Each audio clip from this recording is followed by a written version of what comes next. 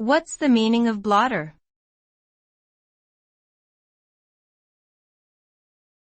Blotter.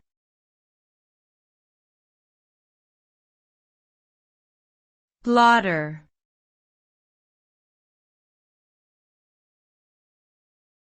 Blotter.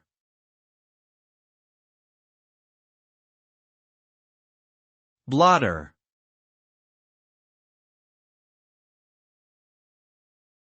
The term blotter can have different meanings depending on the context. In general, a blotter is a piece of paper or other material used to absorb excess ink or liquid. In law enforcement, a blotter refers to a record-keeping system used by police departments to log arrests and other incidents. This can serve as a reference for future investigations or court proceedings. Additionally, in the financial industry, a blotter can refer to a log used by traders to record their transactions and orders. Keeping an accurate blotter is important for compliance purposes and to evaluate performance. Overall, a blotter is an essential tool for record keeping in various fields.